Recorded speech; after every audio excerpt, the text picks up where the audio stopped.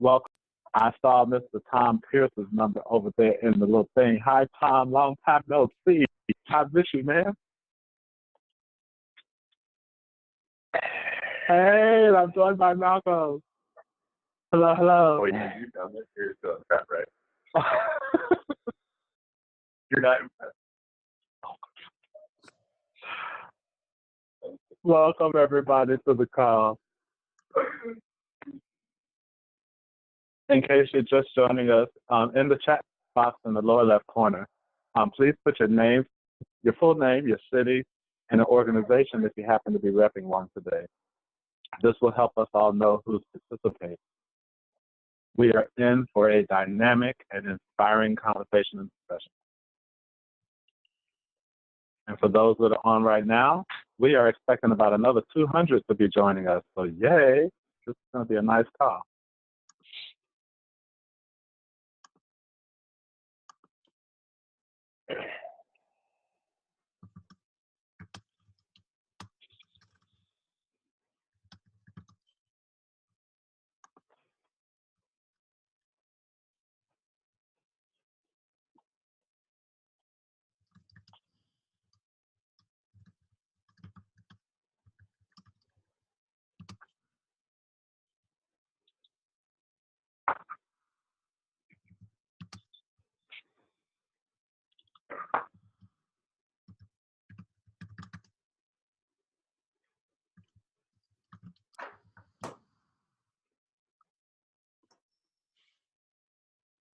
All right. Hello, Serge Boston. How are you? And I see Lisa coming in from California.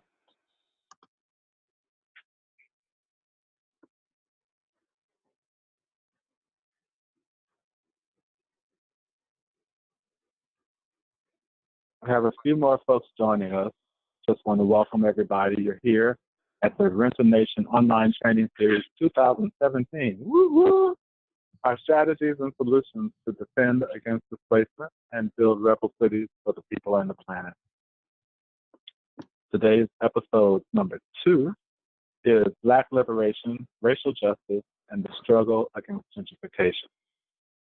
In the chat box in the lower left corner of your screen, please place your name, city, organization if you're repping one today, and let us know who you are so we can participate with you today. We're in for a dynamic and inspiring discussion.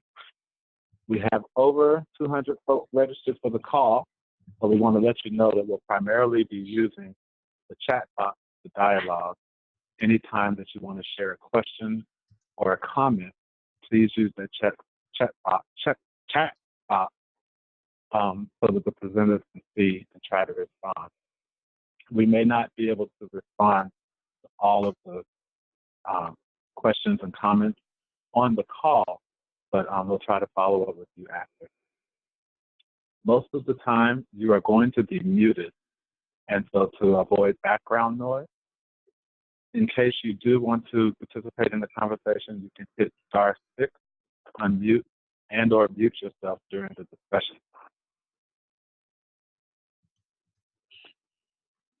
As a housekeeping note, there is a tab near the top of your top right corner of your screen in which you can swap the shared screen so that you can then see the speaker that's speaking versus the gallery of everyone. That will be helpful during the presentation so you will know who's speaking.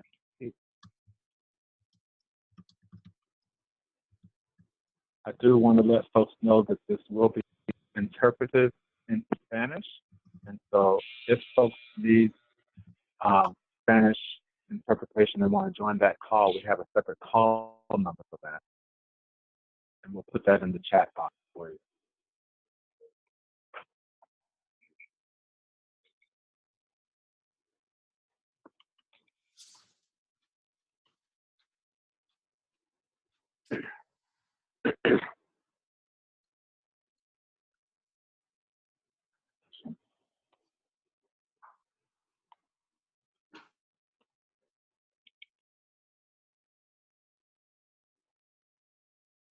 Welcome to everyone. We're so glad you're here to join us today. We will be starting momentarily. We're going to let some more folks join us. Give it about another 2 minutes or so.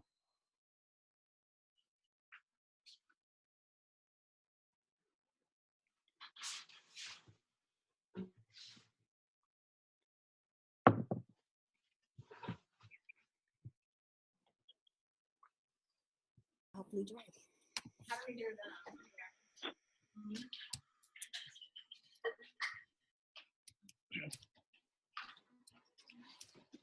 Okay, I'm looking for the volumes. Is that coming through the rocks? All right. I don't know, they may Welcome have some- everyone to our Renters Nation online series. Let me just show you here. We're going to start out by allowing our interpreters to give some overview of how the call is going to be. We are interpreting this call in Spanish, and we put in the chat box the Spanish line for those that want Spanish speaking only. You can hop onto that line and have this call translated for you. No, I think we actually need to go louder though. Okay. I'm going to turn this over to our interpreters for tonight, Jose and Ana. That's not what I want though. Hola, muy buenas tardes. Mi nombre es José Eduardo y esta es mi compañera Paula. Y juntos formamos parte del colectivo de justicia del lenguaje, Antena Los Ángeles. Hi, good evening. And we are together part of collective language justice collective called Antena Los Ángeles. Se preguntarán, ¿qué es la justicia del lenguaje? Entonces, la justicia del lenguaje es la idea de que todos tenemos el derecho de escuchar, entender y ser entendidos en el idioma que se nos sea más cómodo. So you might be wondering what is language justice, and language justice is the basic idea that we have to understand, speak, and participate in the language that we feel most comfortable in. Entonces, el crear un espacio de justicia del lenguaje no es solo la responsabilidad de los intérpretes, sino de todas las personas que nos acompañan en la llamada. Por eso les vamos a enseñar algunas señas para que nos ayuden. So creating a language justice space is not only the responsibility of interpreters, it's actually interpreters, a responsibility of everybody who's participating. So we actually are going to ask you to help us with some gestures to create this space. Entonces, si la persona que está hablando muy rápido, vamos a hacer esta señal, si la pueden repetir conmigo, y vamos a escribir en la caja de chat para que la persona que está hablando hable más despacio. So if a person is speaking very, very fast, we're going to be doing this gesture. If you can please repeat it with us right now. And then we're also going to be chatting to let that person know that they need to slow down. También si la persona que está hablando muy bajo, vamos a hacer esta señal, si la pueden repetir conmigo, y vamos a escribir en el chat para dejarle saber a la persona que hable más fuerte. So, and also if somebody's speaking very, very softly, we're going to be doing this gesture. If you can please do it with us. And we're also going to be writing on the text, on the chat box, so that know that person that they need to speak louder. También les pedimos que solamente una persona hable a la vez. Nosotros como intérpretes no queremos tener que estar en la posición de privilegiar una voz sobre la otra. We're also going to ask you to speak one person at a time. As interpreters, we really don't want to be in the position of privileging one voice over the other. Y estarán notando que utilizamos términos como todes, cómodes, etc. Y lo que estamos tratando de hacer es romper el binario de género utilizando estas formas en las palabras para las palabras que tienen algún género en específico. So you might notice in Spanish that we're using words like cómodes, what is it? Todes. Todes. And that's in an effort to actually break with a gender binary. We're trying to create inclusive spaces. So we're trying to avoid terms and different adjectives that have gender in language. Por último, les pedimos que no sufran en silencio. Si tienen algún problema con la interpretación, no duden en mandarnos un mensaje o escribir en la caja de chat para que les podamos ayudar. If you have any trouble with interpretation, please don't suffer in silence. Please use the chat box, or you can also text us to let us know that there's a problem. Sí, y por último les queremos agradecer a los organizadores de esta llamada y es un honor colaborar con la serie de Nación de Inquilinos y apoyar en la lucha para la vivienda y para la tierra aquí con ustedes. And also, finally, we want to really thank the organizers of this call. It is an honor to be interpreting this call and working with the Renter Nation series and really supporting the struggle for housing and land. Gracias. Thank Okay. you. That's it. Thank you. Thank you. We had a few more folks join the call. Welcome. You are in the Renter Nation training series, online training series 2017. Today's episode is Black Liberation, Racial Justice, and the Struggle Against Gentrification. For those that just joined, we just got information from our interpreters about how to use signals if folks need to slow down, speed up, or talk clearer. If you look on the screen here are some instructions for the Zoom. You want to use your phone for the audio and your computer for the video. This is really helpful during the open discussion so that you can participate. We can hear you, and sometimes the internet messes up. So use a headset if possible. You're going to be on mute until the open discussion time. At that point, you can dial *6 to unmute yourself or put yourself on mute. You can also mute or unmute yourself in the lower left part of the screen. And then we're going to be using the chat box in the lower right-hand corner on the bottom of your tab there. Use that to join the conversation, offer questions. If you want to share a resource, please feel free to do so. And we're also live tweeting this episode at hashtag #RenterNationRising, hashtag Homes for All, or hashtag Beyond the Moment.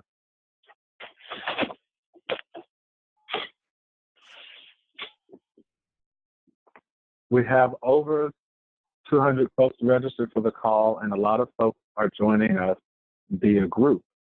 So welcome to you.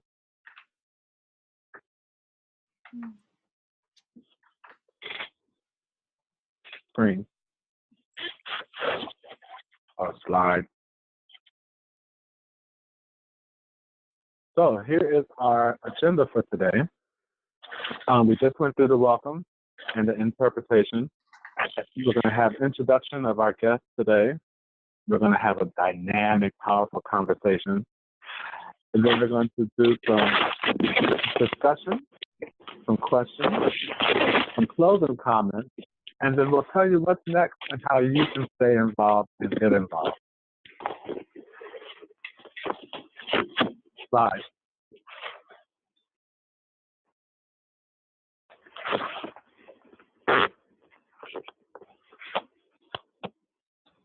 So why the Renter Nation and why Homes for All?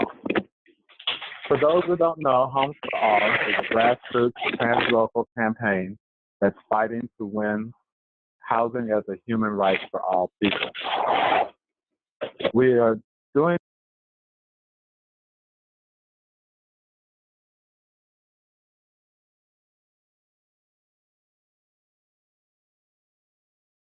about rights to the cities in land, housing, and a work group that built a bold and popular intersectional movement for housing justice.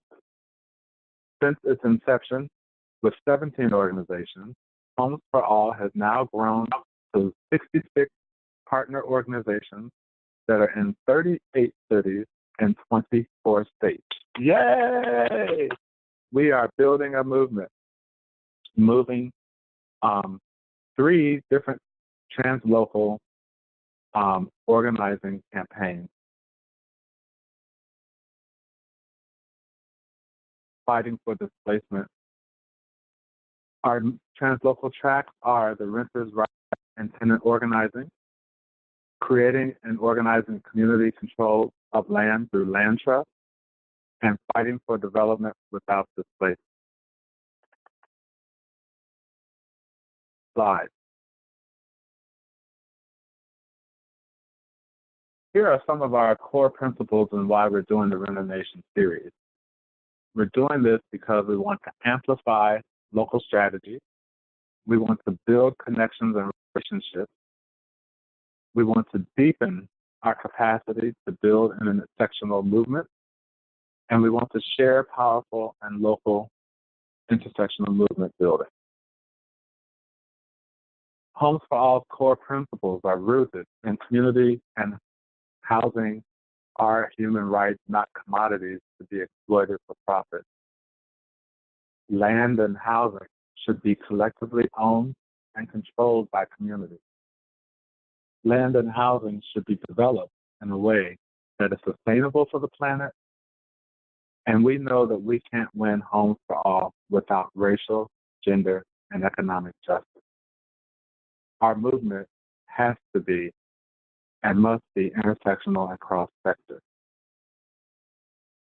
Homes for All and Right to the City know that we can't win housing justice unless we transform our societal and economic systems, and unless we win racial, gender, and economic justice for all.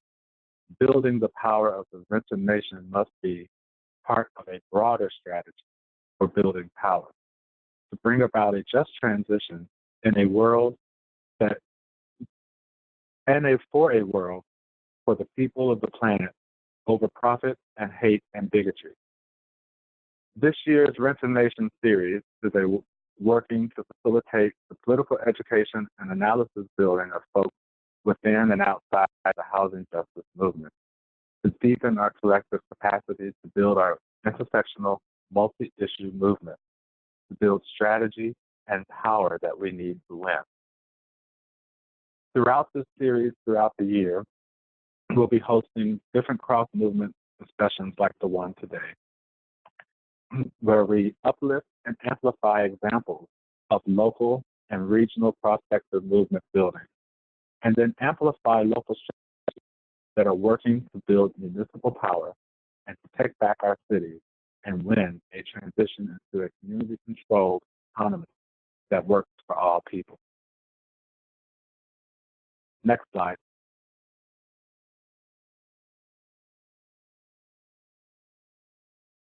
We can't win a right to the city unless Black Lives Matter.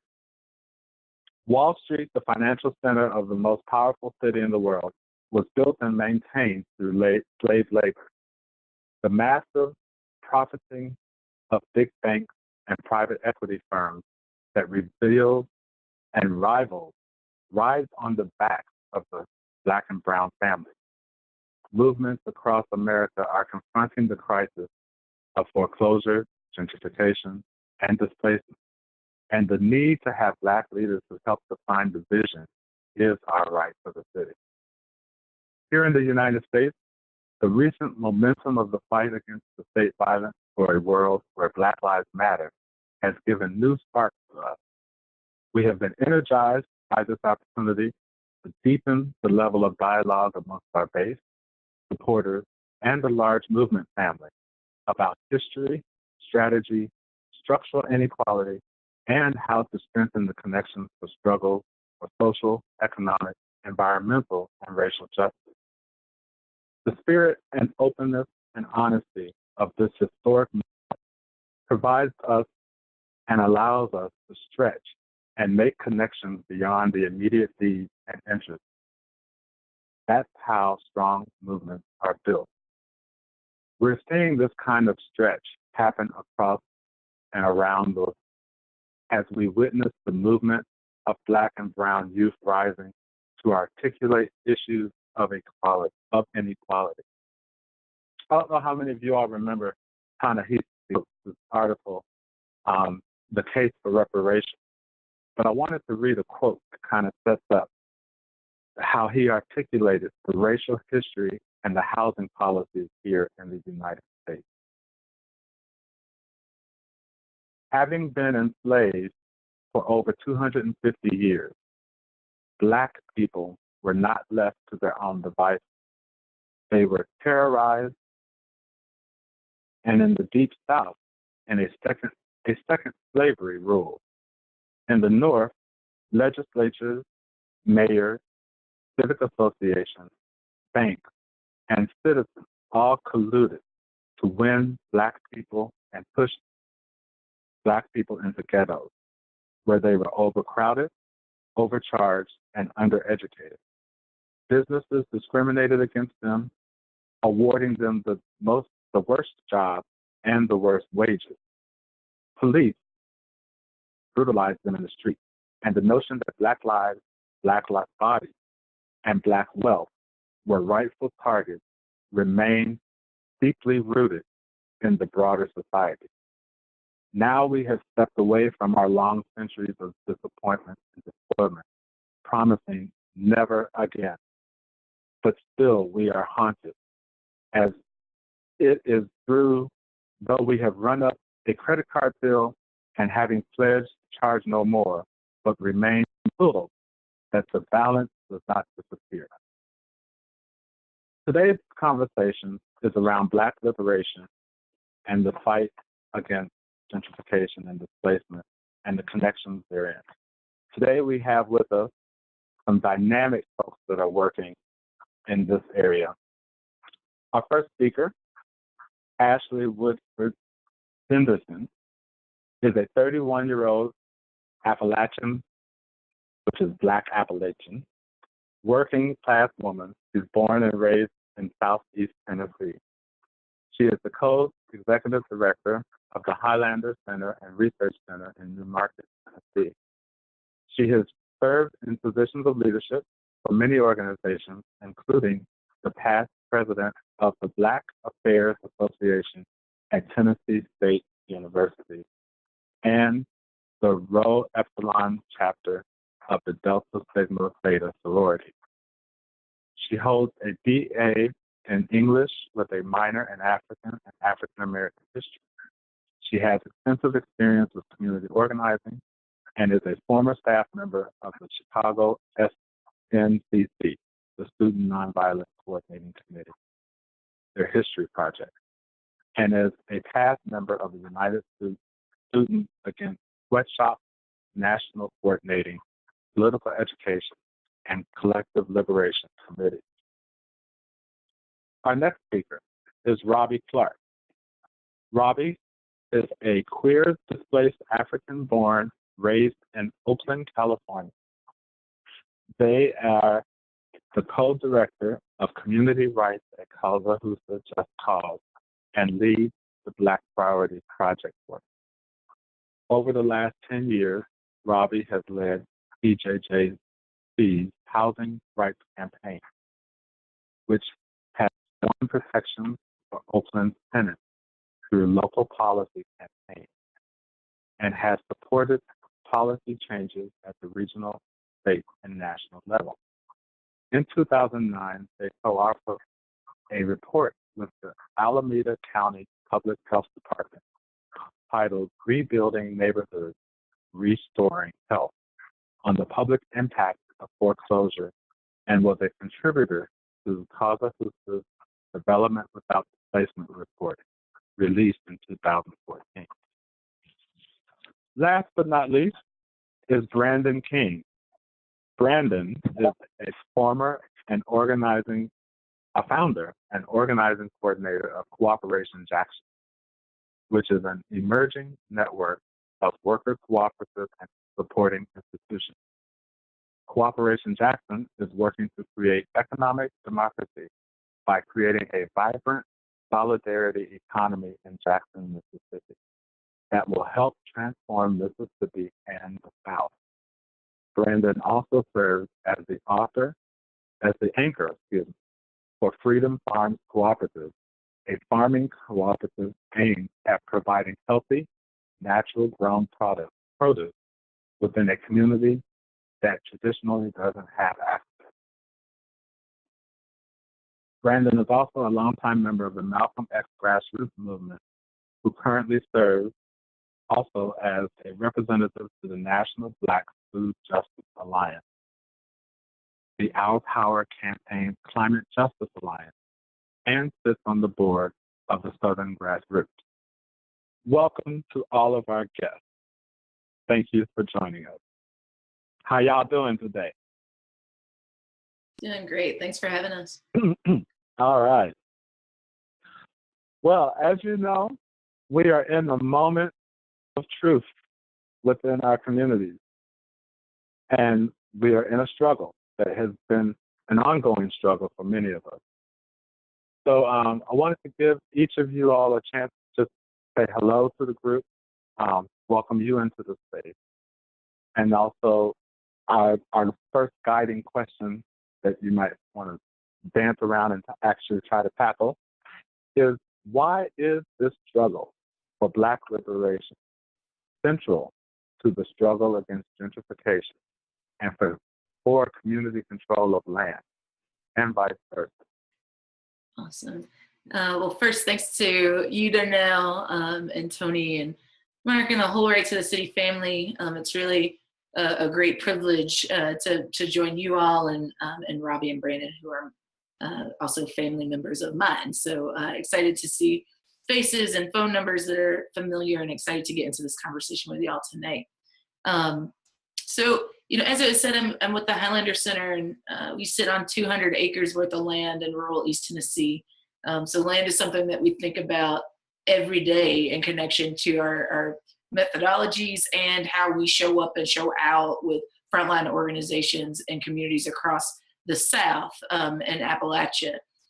When I think about the question of why Black liberation is central to the fight against gentrification and vice versa, I immediately think about a quote that a colleague of mine from Project South Institute for the Elimination of Poverty and Genocide taught me about, from Toni Morrison, the great author and activist. And what she was talking about was probably racism and white supremacy, but she said that system of oppression, and I would argue any other system of oppression, especially in the context of Black people, dismembers us from things that belong to us, dismembers us like white supremacy and capitalism, and I would argue the theft of our land and the theft of our communities, displacing us from them and from each other, I think is an example of that dismemberment, right? And so I don't think we can have a conversation about what justice looks like without thinking about that, and especially thinking about Black liberation and gentrification in the Southern context. So I would say that Black liberation is essential to the fight against gentrification because the South says so.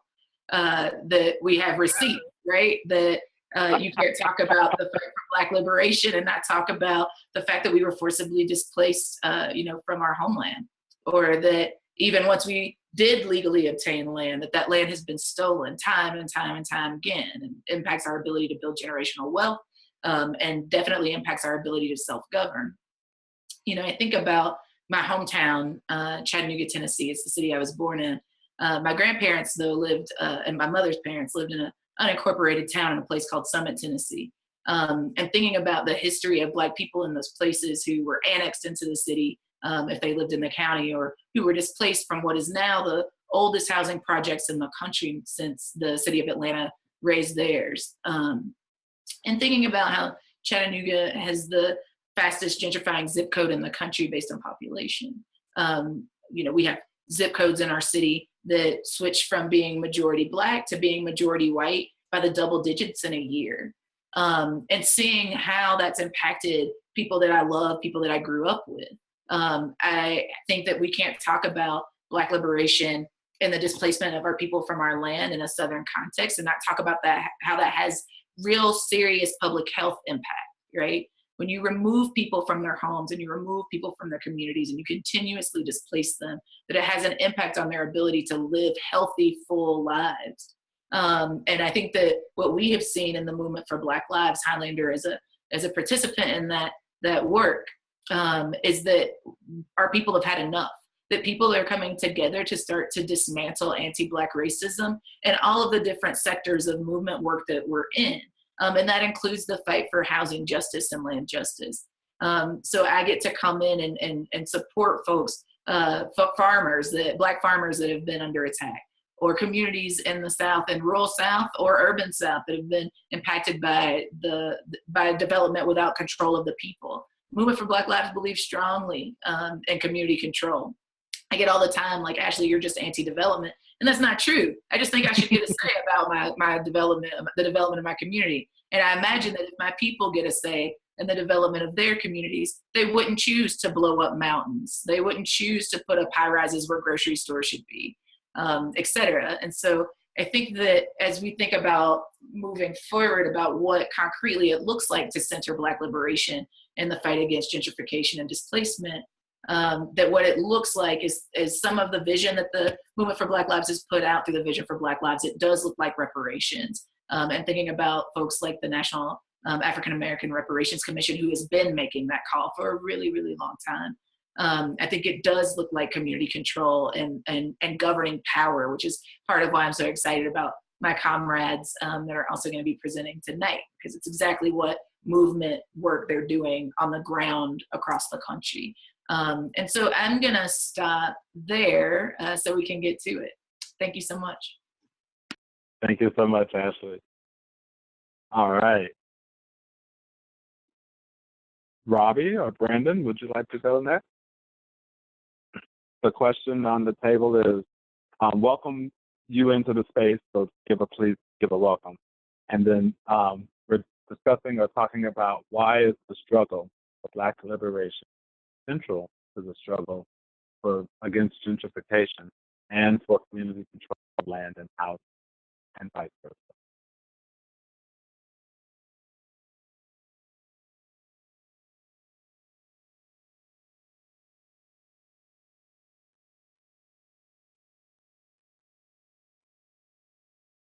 Are you all muted?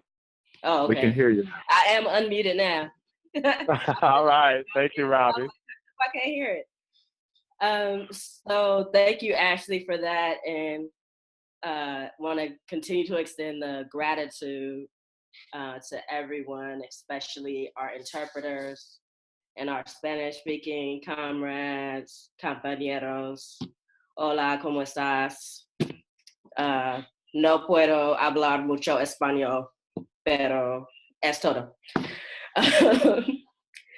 But I think just to continue in addressing this question of the importance of Black liberation to the struggle against gentrification, really from our work at Causa Justa, we've done a lot of work to talk about and to define gentrification.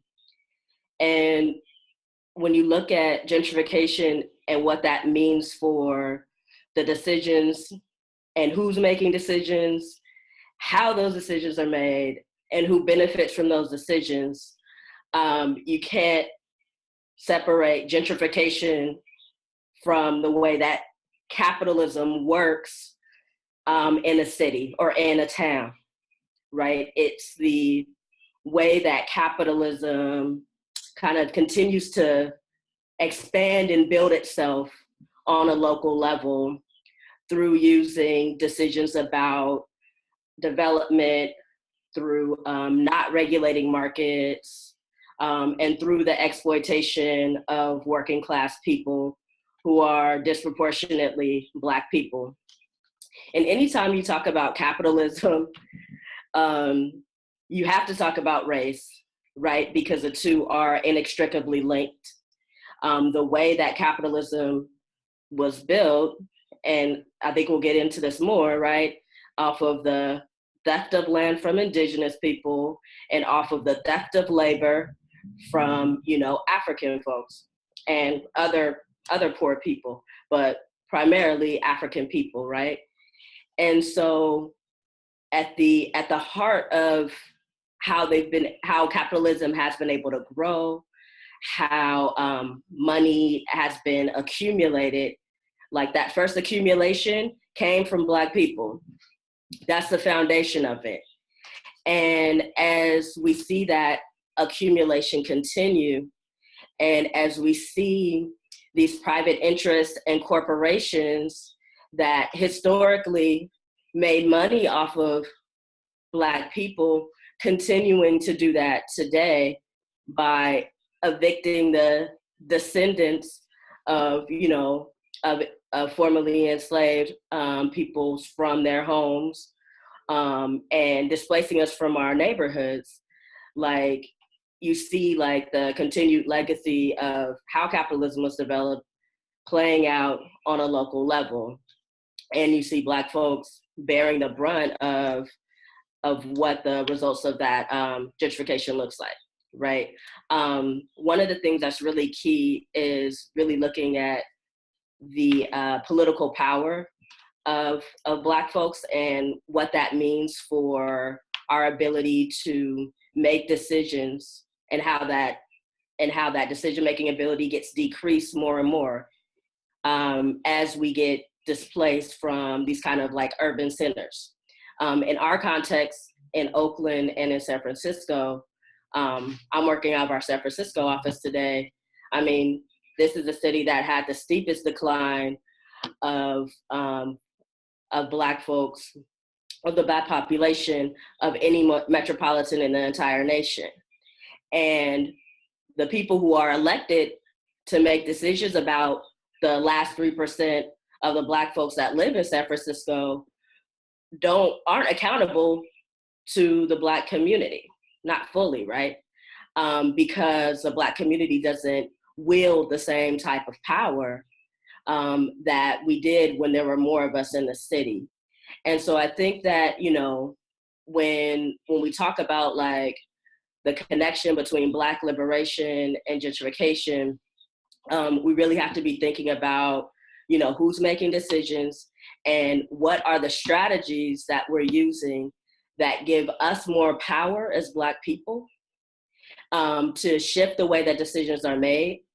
And how is it that through our fights, we're able to expand democracy and, you know, make sure that Black people are in more decision-making power, not just as like elected officials, but as community members, right? As, you know, people who are active in their neighborhoods, and that there's ways for community decision-making to have an impact. So that way when development happens, our communities can genuinely benefit from it because they're genuinely engaged in it. And it's something that's genuinely for them and not something that's for profit, which is the way that it functions now. So I would end there. I have some weird echo happening, so it's making me sound weird. So I'm gonna fix that before I continue to talk. And again, thank all of you. All right. Thank you, Robbie, for that. Brandon, welcome to the stage. Welcome. Can you share with us? Peace, everybody. You're welcome. Yes. Yeah. Can people hear me? We can. Cool. Buenas tardes, buenas noches. Mi nombre otra vez is Brandon King. Mi español is muy mal, so I'm gonna stop there and kind of get into it. Pero I'm glad Spanish-speaking compañeros are on the call, and yeah, I'll just get right to it. So the reason why Black liberation is a central, I guess, question in talking about gentrification and dealing with it is just to echo what Ashley and Robbie were saying. The foundation of the U.S. settler colonial project is based upon the backs of Black labor and the genocide of indigenous people. And so, you know, for us, when we're thinking about transforming society, we have to start there. You know, it's like, I look at it like if you know, people, oppressed people, you know, the folks who are considered like on the bottom have some semblance of humanity. If we are recognized and our human rights are actualized, that actually uplifts the humanity of everybody, you know. And so that's how I see it. And so in that process, I see us being intentional about making sure that people from oppressed communities, people from Black communities, people from indigenous communities are in positions where, you know, decisions can be made, and not just kind of cursory decisions, but decisions that truly affect our lives. And for me, I also look at it like if we're thinking about folks who are, you know, are white accomplices or who are non-Black,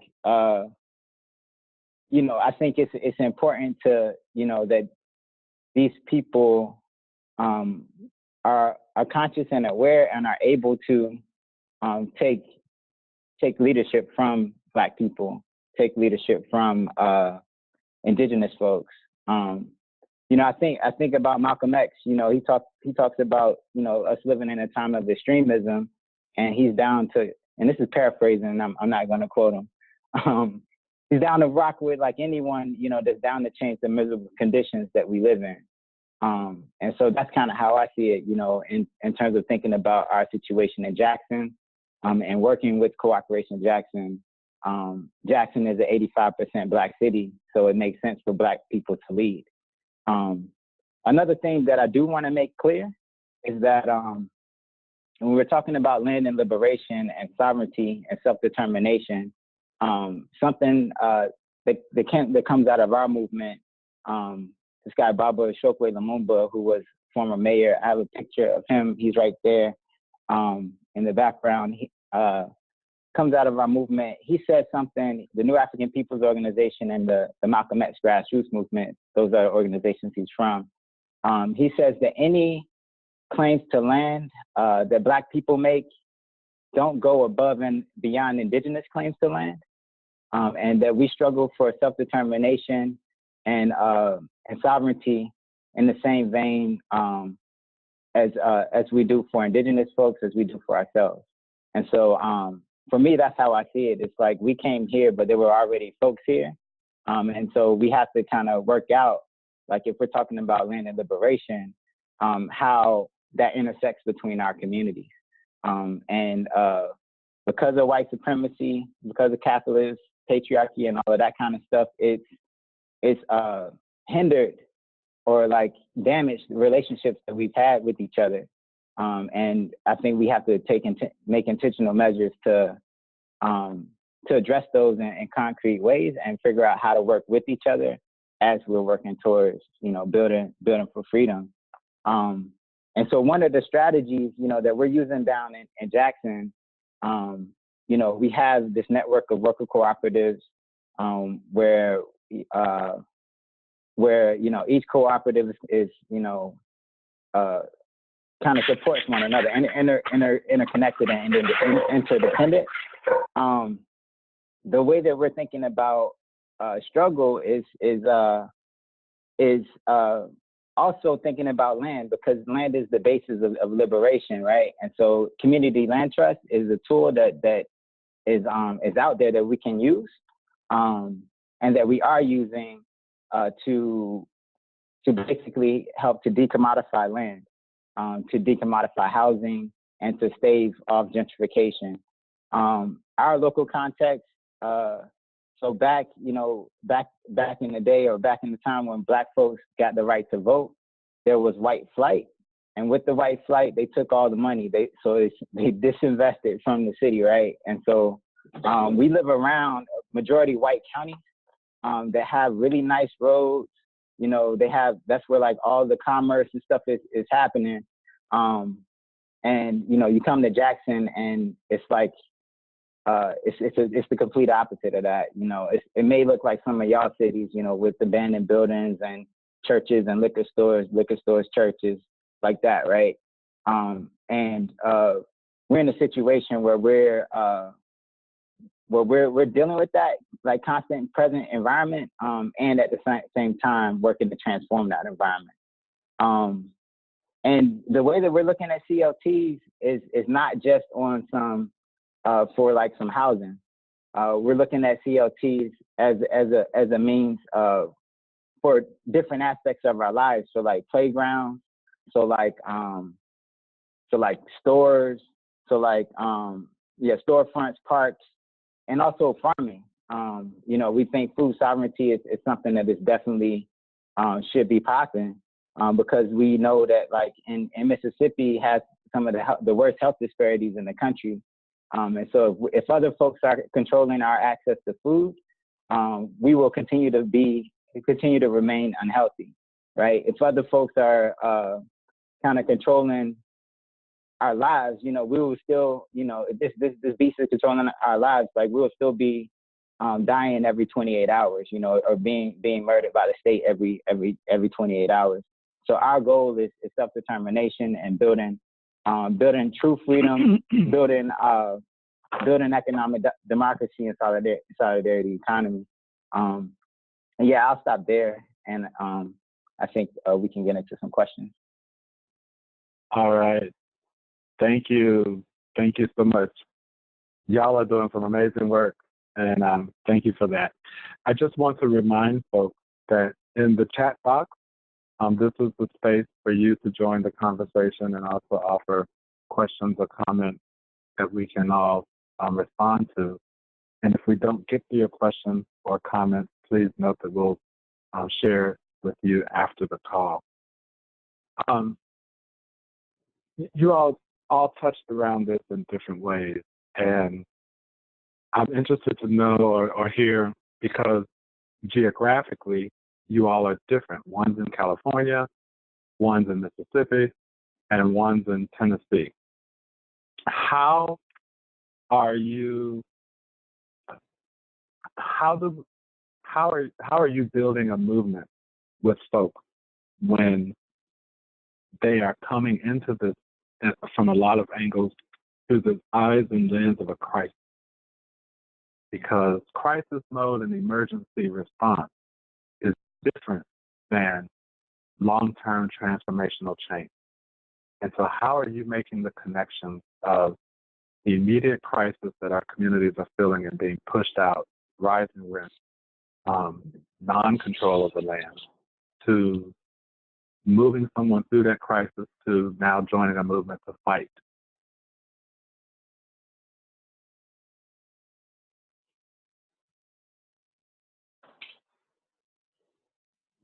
Don't everybody speak at once.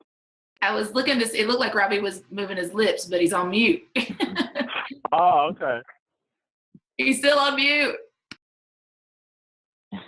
I am unmuted by host. Okay. So thank you, Ash, for that shout out. So I think that that's a really good question, because at Causa Justa, like, we do direct services for folks. And so we have a lot of people who are coming into our doors with like immediate evictions. During the foreclosure crisis, we had a foreclosure clinic that some of our members started. So we've constantly see people who are in crisis. And I think that that's a huge question, and it's a really important one, because, you know, especially when people come in crisis around housing, it's like housing is one of those things that we've been taught to believe that we're just supposed to handle by ourselves. And there's a lot of shame around it. There's a lot of people taking on guilt as though we did something wrong. There's a lot of that. And so for us, part of our work is to, one, kind of bust people out of that isolation.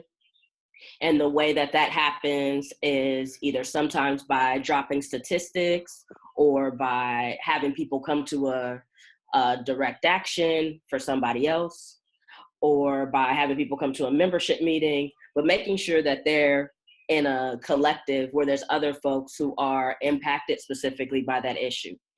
Like sometimes we have people come in, I've talked to people and been like, yeah, I moved 10 times in the last 10 years too, right? Like just kind of like breaking down like all the things that make people feel like it's just about them.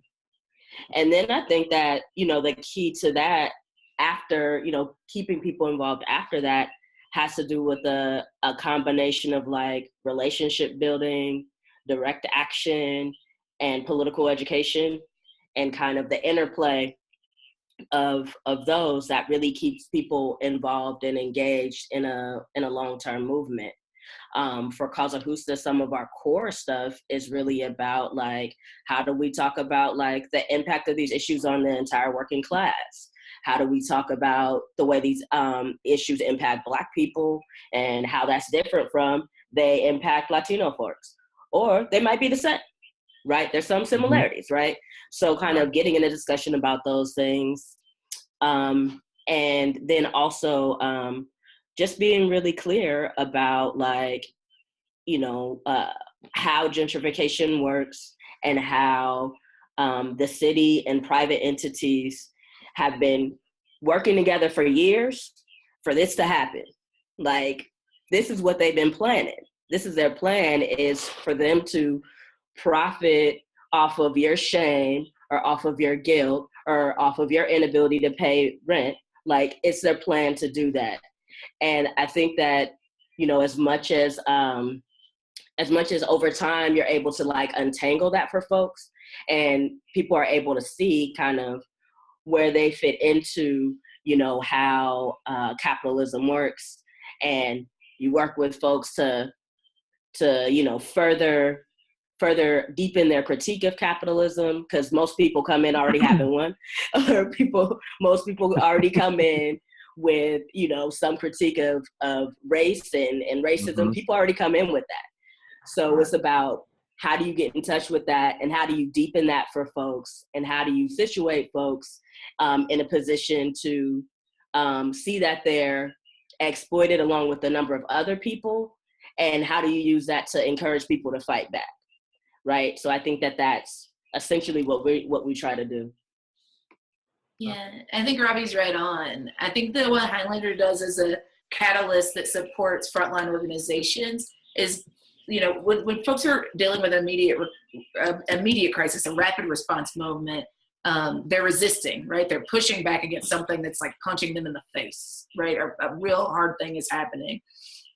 I think what Highlander encourages is for us to move from resistance to rebuttal. So like, yeah, we're going to hold you off and we're going to do something about it. And I think that's what helps transition people from the moment of rapid response to the long haul organizing work that, you know, we've been doing for 85 years, much of which has been around making sure that folks have access to their land and know who owns it and have community control and self-governance over what happens with that land. I think that like, it's actually really, really critical to understand that like, as folks are quickly politicized and brought into rapid response moments, that's not something to be like, it's a terrible skill to have to rapidly respond, right? So how do we also make sure that we're recognizing both rapid response work and long haul organizing is valuable in a time where capitalism is again in great crisis, right? And that's expressing itself in many ways. And I think that why this call, like this conversation, this politic is so important, this political struggle is so critical, is because if we're talking about housing and we're not centering Black folks, or talking about how Black liberation and the housing crisis or land crisis and gentrification and displacement are all connected, then we're treating people like they live single issue lives, and they don't, right? The fact that they live in gentrified communities is probably also connected to the fact that they're working class and they're Black, right? So if we're gonna be able to develop what I hope to be long haul strategies with a multitude of tactics, then we're gonna have to make sure that we're working in those intersections. And if we're gonna build the movement, you know, as Willie Baptiste would say, meet sophistication with sophistication, to get to the scale and scope that we need, we're gonna have to be making sure our folks are trained up to deal with the immediate crises, but also pushing them and doing the political education work to make sure that they can do the long haul work. So I would just, amen, Robbie. Yeah. Thank you. Yeah, right on. I would also just add that I know for us in Jackson, our strategy is similar. We have a build and fight kind of strategy, in thinking because we could be running our hills and all day, kind of like putting out fires all the time, and not actually have the things that our community needs, you know, to survive. And so thinking about that, it's like, you know, we have folks that are engaged in the fight. You know, we set up this coalition that tries to deal with and deals with the legislation that comes down the pipeline from, you know, folks who are Tea Party representatives. You know, we have a Tea Party governor that's homies with Trump. So like we could be all up in that all day and not actually have the cooperatives built up, not actually have the community land trust, not actually like build a sustainable community.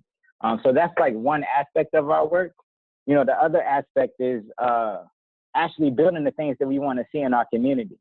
You know, and so for us, it looks like, you know, creating, you know, an eco village. We're in the process of creating a work, live, play, learn, recreation, you know, community. You know, where folks have access to solar energy, where folks have access to composting, where folks have access to farming, where folks have access to cooperative housing. You know, all of these different things. We're in the first stage of development, in that the land right now, the cheapest thing that you can do, you know, if you own the land, is farm the land. You know, all you need is some seeds and a bit of elbow grease, and you could feed your community. And so that's the first phase, you know. And so we're gonna build up and build out, you know, as we get access to more capital, to be able to start building a housing cooperative, you know. But right now, you know, we're in the community that's right next to downtown, you know, so the gentrification is right on the way. And so people see us out in the community working, you know, and for me, I look at it like, you know, they seen different groups come around the block a bunch of times, claiming that they're gonna do something for the community, and then nothing gets done. It's just mad wolf tickets, right? And so for me, I don't get discouraged by like what people say. What I'm encouraged by is by our action, right? And folks seeing us doing things in the community, because those same people that are like, nah, I ain't messing with them, like, you know, they probably just like the other folks, are the same folks that, like, if they see us out there working, you know, they may come and help us, may offer some tools, may offer some water, or may even just be telling us to do it right, you know, like that we ain't doing it right, you know, that sort of thing. But like that builds camaraderie, and that lets us know that we're doing something right, you know, where folks are engaging and seeing what we're doing. And so I feel like that's important. All right. Thank you.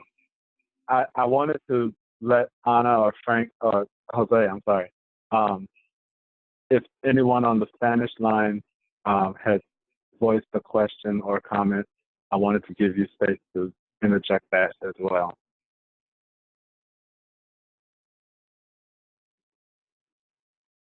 Okay, hearing none. Also, don't forget to use the chat box to join the conversation and let us know what you're thinking, or even share resources if you have some that you would like to share. I want to go back to a thought that, because we are using some big words here, and I'm going to put one out there: agriculture. I just happened to move to the Northeast where they don't have land. It's a bunch of concrete. So trying to make the relationship between agriculture, housing justice, and community building is somewhat a little bit hard because there's no land. But, and I think you all articulated really well the need for the community control of the land. But how are you adding that added component of farming and culture and cultivating land? And what would be your thoughts around how that relationship between housing justice and community building interplay? Yeah. So I kind of go where I left off. I think that agriculture and farming is super essential, because we need to be able to control the food that we eat, that we consume, and I'll also have like clear access to the food, because you know, if you look in our neighborhood, we have kind of like bodegas and corner stores, and that's like the only place that you can get food. We live in a food desert, and so yeah, it's agriculture is a very, very important part, because we need to be in control of our food. I think for me, I think farming and farming is kind of like a basis for food sovereignty. You know, we've been learning about agroecology and Afroecology, and trying to connect our ancestral ties to the land and to food and the growing, but also trying to heal.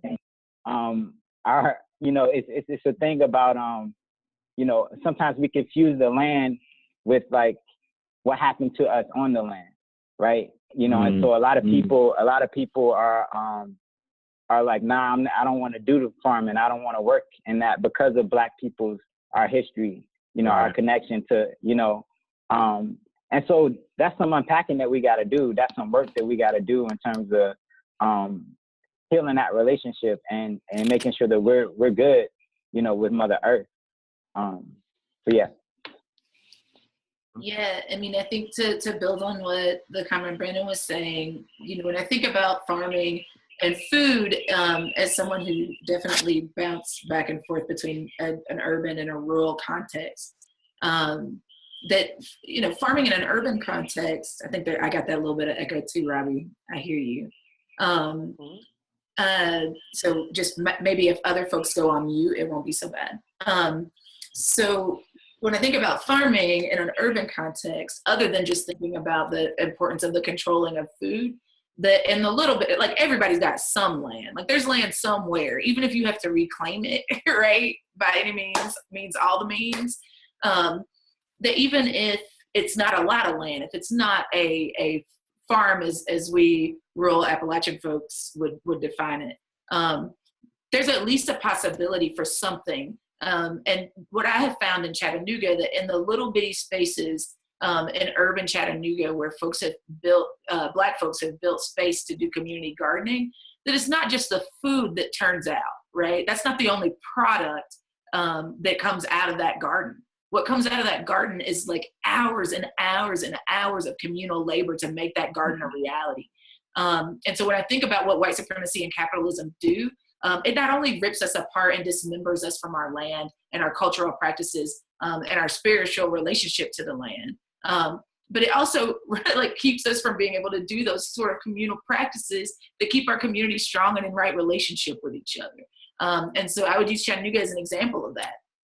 They have an awesome community garden in this community named Eastdale, which is a predominantly Black community in a majority minority district electorally. And seeing these young people with elders, seeing folks regardless of class and age and sexuality and gender, all like getting in the dirt with each other, is just as valuable as the delicious, healthy food that they're going to get out of it. And it's also about governance, right? They're having to make decisions together about what goes in that dirt, that soil, who's going to be responsible for the caring of it, right? It's practicing liberation real time. And you can't do that without a connection to both agriculture and food and land, right? When I think about food, I mean, I think Brandon hit the nail on the head talking about food deserts, right? The west side of Chattanooga, for example, which is close to our downtown area, which has gone under this huge renaissance, right, as a major area for displacement. They have fight after fight been trying to keep the oldest current public housing in the country alive there for our people. And they have used food as a tool for forced displacement, right? Like if we won't build grocery stores where you live and we close down and make it impossible to sustain the mom and pop grocery stores where you live, then it makes it harder and harder for you to continue to fight and stay. So recently, there's the closest grocery store to College Hill Courts, the public housing there, is about a 3-mile walk round trip. People of different abilities, elders, everybody, folks without transportation, walk 3 miles, 1.5 miles there, 1.5 miles back to get groceries from a store owner that arguably is a white supremacist. That white supremacist has now decided that he's going to put condos where that grocery store was. And so a Black-led institution that mostly had done work around police brutality cases called Concerned Citizens for Justice did put in work, and we're like, okay, we need to meet a need here. So pulling from Robbie's, sort of guidance to us to make sure that we're meeting the direct service needs of our people. They partnered with a direct service organization, a food kitchen, and now provide 2,000 pounds every 2 weeks of fresh produce to that community. Before they closed their grocery store, it was definitely hundreds of people getting service. Since the closing of the grocery store, hundreds of people are in line before the food can even get off the truck. And it's bringing people into community with each other to talk about what's happening in their communities and what they want to do about it. So I think that like food, land, and agriculture in an urban context is very alive and real and well, and there are great models like Cooperation Jackson, like Concerned Citizens for Justice that are doing really amazing work to transform people's understanding of what it means to do that in an urban context.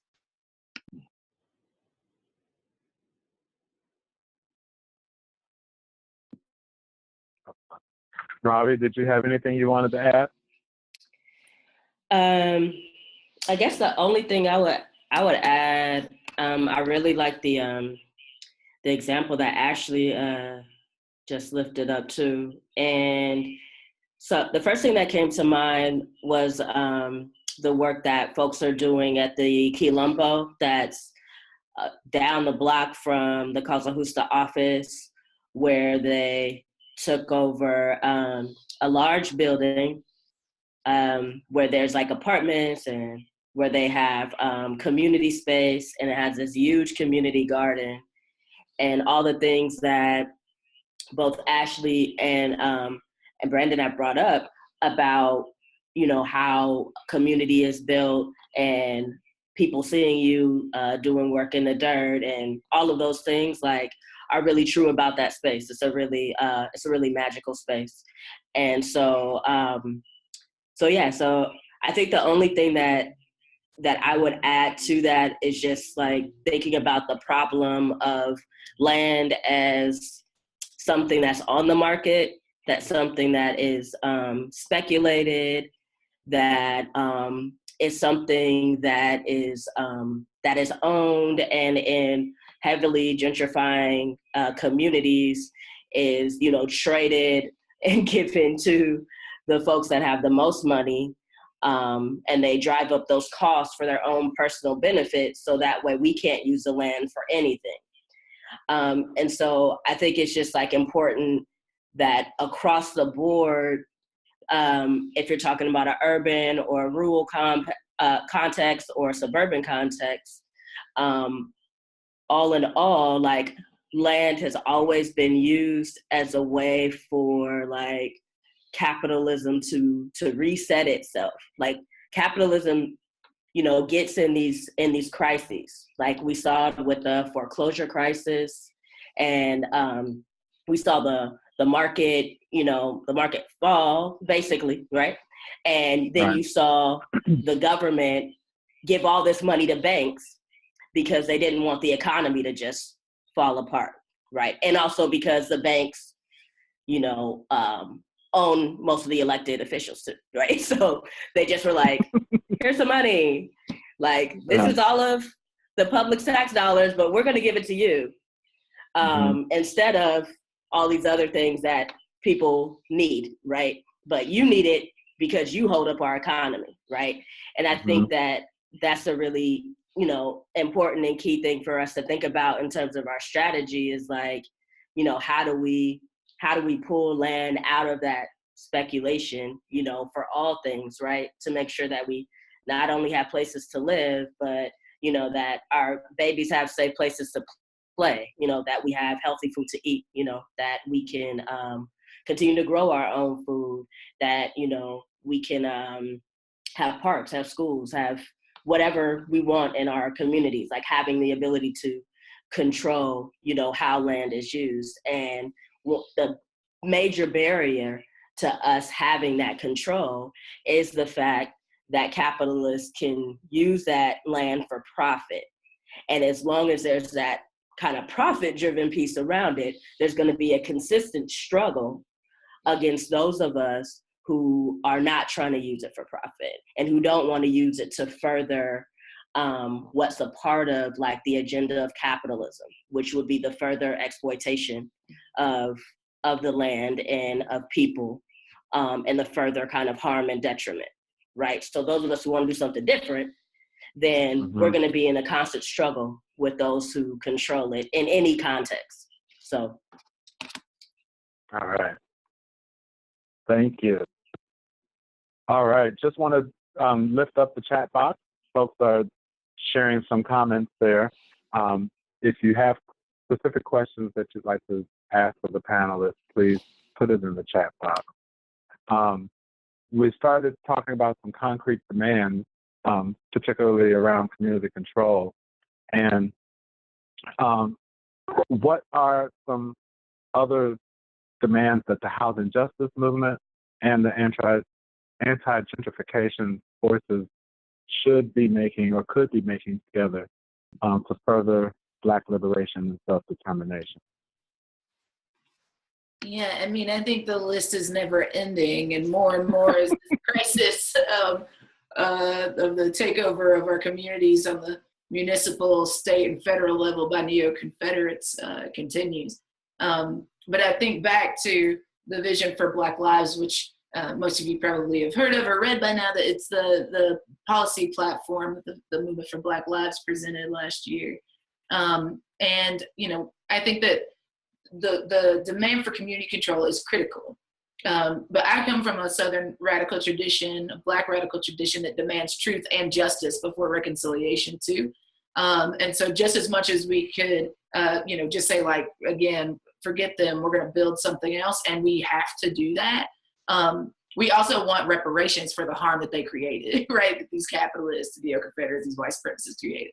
And so one of the demands in the Vision for Black Lives is around asking for reparations for the wealth that's been extracted from our communities through environmental racism, through slavery, through food apartheid. Like I saw some good convo in the chat box about, you know, how deserts are actually natural, apartheid is man-made.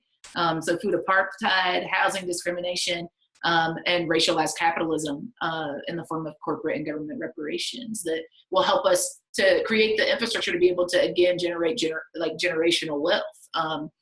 It is also going to contribute to the healing of our physical and mental traumas, and make sure that we have access to the resources that we've always deserved. So I think just as much as I am pushing for community control, I think also making sure that we're doing it from a reparations lens is critically important. There's been people like the National Food Justice Coalition and folks like the National African American Reparations Commission, again, that have been doing that work for a really long time. So I think that's another critically important demand to be raising. All right, thank you. We've all talked about how important it is for Black and Indigenous leadership to be central to this movement. And it's hard in some spaces for that to really be actualized because of the power that some of our white allied groups have, and money and resources. And so how can we overcome some of the power dynamics that inherently exist in our cities to really foster a relationship of accountability for our white allies to really hold Black and Indigenous leadership accountable and central to the broader movement?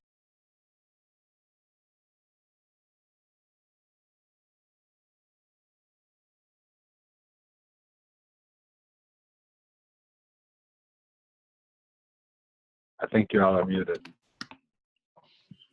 Okay, Yeah. you're unmuted. Oh, okay. So I think that's a big question. Brandon, were you about to answer it, or you? I can.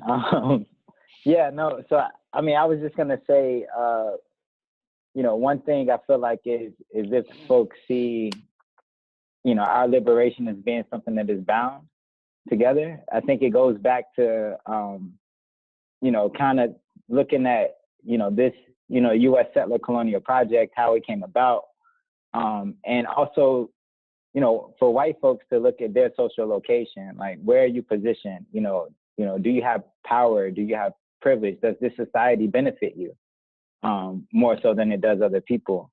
And, you know, looking at that, evaluating that, and then being intentional about engaging with Black communities and Indigenous communities, and taking leadership from them. You know, I feel like the folks who have been bearing the brunt of, you know, this system, you know, have been catching hell are the same folks who, you know, can provide the most leadership in terms of figuring out creative ways to get through it. Because we've been surviving and we've been being creative and we've been figuring out ways to get through it for for at least 500 some years, since we've been brought here. We were taken here. We were what's the other word? Stolen and brought here. Yeah, right. Right. And so that's the thing. If folks come with that orientation and are down to, take leadership from us, and I feel like a lot of that requires some humility and also like listening, and not being the first to kind of, think that you have the answer to everything. And that's very hard for people who the society kind of runs for them to do. And so it takes a lot of like self-reflection, I believe. Mm-hmm. Yeah, I think, or for us at Causa Justa, we've been really lucky to have folks, anti-racist white folks, who are part of the Catalyst Project, shaping a lot of what it looks like for them to show up in solidarity and supporting the leadership of Black and Indigenous folks and people of color leadership in general, both in the Bay Area, but they work with people throughout the nation. And what Brandon said is key is that, like, people of privilege have to unlearn their privileges. And that's really true, for people across the board that have a number of different types of privileges, that when we talk about transformation and liberation, there are a lot of things that we've been taught by this society about who we are that we have to unlearn. And especially with white folks, like, as Brandon pointed out, like, everything about this killer, harmful, exploitative system, except for the part about like killing the earth, is really set up for, white folks to succeed, or people with a lot of money to succeed, both of those, right? And so, so the process of unlearning that is important. It's important to be in an open and clear and accountable communication and dialogue, and to and that is time shift and it's time shame, that you're still in those communications about, in this moment, what does solidarity look like, right? Like, in this moment, right? Like, we're in a particular moment right now, right? Like, I have different expectations for my accomplices now than I did before the Cheeto in Chief was elected, right? And so being able to be in conversations with folks about what that looks like as a political condition shift and change is really important. And it's just really important to have like very clear like agreements or principles that you're agreeing to, so that way when something doesn't go as the principles lay out, then you have like clear communication to be able to talk to folks about that, and to call people in around what things are looking like, and then to shift those behaviors. But all of that comes through, I would say, relationship building and doing collective work, right? Because that's how it is that we build trust with each other, right? So take over some land with some folks, grow a garden with them, and you build those kind of relationships where when people do some like racist stuff and you're like, actually that's racist, and let me tell you what, and tell all your friends, right? So, it's like you create those conditions when you're doing the work together. But I do think that, kind of going back to what Brandon said, like, if you don't believe, I want to rock with the folks who know that their liberation is tied up in the liberation of mine, right? And that have that deep understanding and that are working to more deeply develop that as much as possible, right? So I think that when it gets down to it, for people across the board, like that's the kind of movements that we need to be building, and that's the kind of solidarity that we need to be building, is that, because it's real. Yes, to everything the comrade said. I mean, I think that, folks folks have been socialized, white or otherwise, to that solidarity looks like these really transactional relationships, and that's not what builds trust. And that's not what solidarity looks like. That's not what co-conspiracy looks like. Trust is doing what you said you were going to do over and over and over and over and over again. And deconstructing white supremacy and white privilege sometimes looks like, even if you are really brilliant, sweeping floors and moving chairs, and deeply listening and deeply learning. So I think if I was thinking about like concrete, tactical ways of like dismembering your privilege and remembering community and being in right relationship with marginalized people who are marginalized because you get those privileges, I think about what it means to deeply listen, as Brandon said, to build past transactional relationships and build kinship with people, like Robbie said. I definitely think about trust building, which is not yours to define, and that can be hard. I also think that it means not waiting for perfection. You are gonna fuck it all up. It's gonna happen. I cannot tell you how many times, as a person that's now, supporting the leadership of folks in multiracial spaces, as I worked at Highlander, that are like, man, like, I want to do the cold call to like a Black comrade in my neighborhood, but he doesn't know me and I don't know what to say. And it's like, yo, you don't know what to say to like your neighbor? You have thousands of conversations every week with total strangers at the fast food restaurant, or when you go out to eat or whatever, at the gas station, right? Like you have these conversations. And we don't expect perfection in those. So I don't know why we would expect anyone of privilege to get it right every single time. That's not what's being asked. What's being asked for, as Robbie said, is accountability. And so I think that's a really critical lens. It's like, you're not going to be perfect, but that doesn't mean you shouldn't do work and do the hard work. And it is hard. I think it's also really critical to make sure that you're not coming into that work and centering Black liberation because Black people are your pet project. Because it'll make you feel better to be the good white person, right? That's not why to do the work.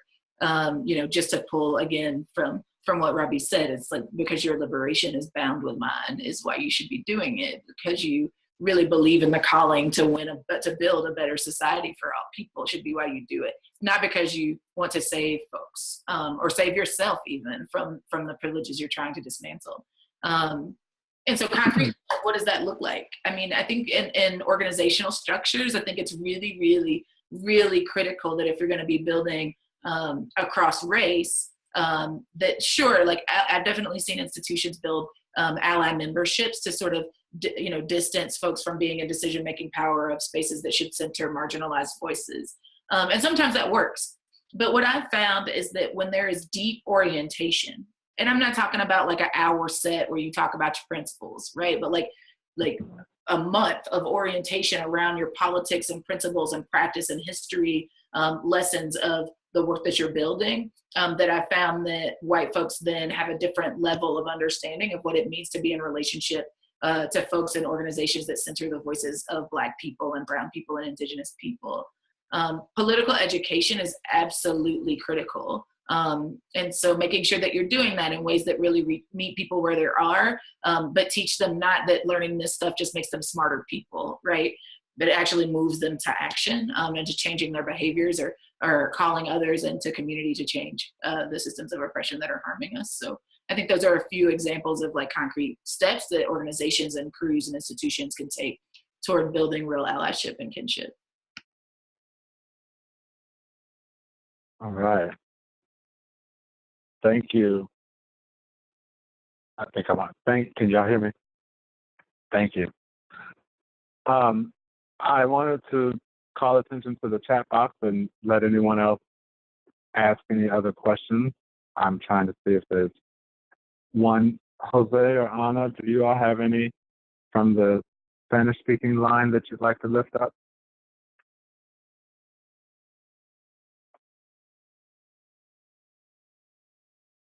All right, hearing none. Thank you all. Thank you to our panelists for sharing today.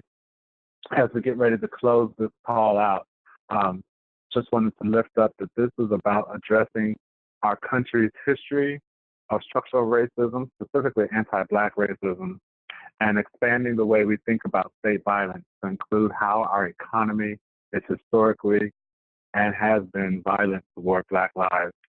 And we're trying to make the connection to housing and democracy and all other foundations to really offer a true right to the city. Above all, it's about honoring a new generation, seeking and finding new solidarity and support and resilience through building a movement together. I wanted to point out something that Ashley spoke about. You know, it's about understanding how our politics should be aligned in a way that really empower us. It's about knowing your history and about what are some of the dividers and things that have separated us. And it's about how we practice differently moving forward. Some of the same old rote type of organizing is not what is needed in this moment. And so being able to be creative and think about how to bridge across alliances and across movements will help build our power. We're going to move right on to our closing here. If you do have other comments or things that you'd like to share, please feel free to add them to the chat box while we're live. If you would like to reach us outside of the webinar, you're more than welcome to write us at info@righttothecity.org, and we will make sure that you get a response and are welcome to join with us on our next talk. Can I get the slide changed, please? We've put some stuff in the chat box. Mark and our team are adding information about Causa, Justa, Just Cause, information about the Highlander Center, as well as information on Cooperation Jackson. Wanted to let you all know about our next webinar that is scheduled. It's around no deportations and no evictions, organizing to end forced displacement domestically and globally. We want you to join us on May 11th at 8 p.m. and the registration link is there. We'll also put it in the chat box for you so that you can learn more about the series. Thank you all so much for joining us today. Right to the City and Homes for All is organizing against displacement and gentrification in many cities. And we want to invite you to join Homes for All if you're not already a partner of Homes for All. Slide. Because we have standing committees in areas of translocal organizing campaigns in renters' rights and tenant protection, community control of land, and development without displacement. And so as you see there on your screen, you can go to homesforall.org and sign our pledge and also join one of our translocal campaigns. Thank you so much to the team, to the support team, and to our interpreters. Thank you. And hearing no other further demands or questions, I think we are at a close. Oh, wait a minute. We have an announcement for you. Ash, I want to turn it back to you for closing announcement. Yeah, I mean, I think I forgot about it too, don't know. I think that, you know, there's 1,000 different ways to get involved in all of the work that we're doing. I mean, my partner right now is on his way to Jackson to hang out with Brandon and the Cooperation Jackson team. That's our kinfolk. And I was just in Cali with Robbie hearing about all the ways that you can throw down. So go to our websites, check us out on social media. There are so many ways for you to plug in. And know that the Highlander Research and Education Center is always your movement home. It's only impactful because you exist on the front lines. You're welcome to join us. We have been doing some amazing work with the Movement for Black Lives, and just to raise the majority, which is a coalition that includes many of your organizations on the call right now, that's been collectively working together to fight anti-Black racism in all sectors of movement. So we've been doing mass political education since April 4th, and we're now moving into a season where we are going to turn up together nationally on May Day, on May 1st, on International Workers' Day, which we know also is a really critical day to talk about immigration and sanctuary. Why does this matter to folks that are fighting gentrification and displacement? Well, we see all of these struggles as intimately related to each other and linked, because all of the systems of oppression that created the sort of the conditions in which we're working are also intimately linked. And so what does it look like to be able to talk about housing and displacement in the context of labor and immigration? And how do we make sure that we recognize that in all of those sectors, Black people are disproportionately impacted? So check out The Majority, check out Beyond the Moment. Our website is beyondthemoment.org. I think some of that info is in the chat box. You can find our Facebook page and events. But also, so know that on May Day, there's going to be coordinated actions all across the country to lift up the sort of national narrative of what's happening in our communities. But then May 1st through the rest of the week, people are going to be doing translocal actions. So if you already have something planned, we want to know about it. If you don't have something planned, but you would love to know more about how you could be supported by the movement for Black Lives and the Majority to do so, I want you to hit us up on our website. And we'll be glad to support thinking through what it could look like for you to do a translocal action or an action on May 1st. The sooner you hit us up, the more impactful we'll be able to be in supporting and amplifying the work that you're doing in the ground. So we're so excited to be throwing down with y'all. Be sure to check us out, both The Majority, which is our coalition, the Beyond the Moment campaign, and the Highlander Research and Education Center, Co-op Jackson, and Causa Justa. We love y'all. Love you. Thank you all so much. And we will make sure that the recording is available in the next couple of days, or tomorrow maybe, so that you all can check this out and share with your friends. Thank you all so much. You'll have a great night. Good night, Bye-bye. y'all. Thanks, Darnell. Good night. Thank you.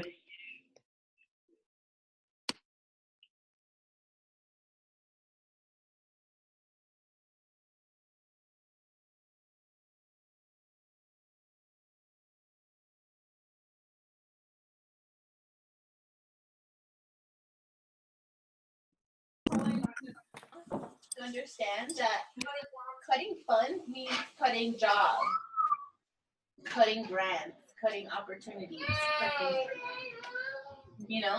like she doesn't fucking get that. Like that means no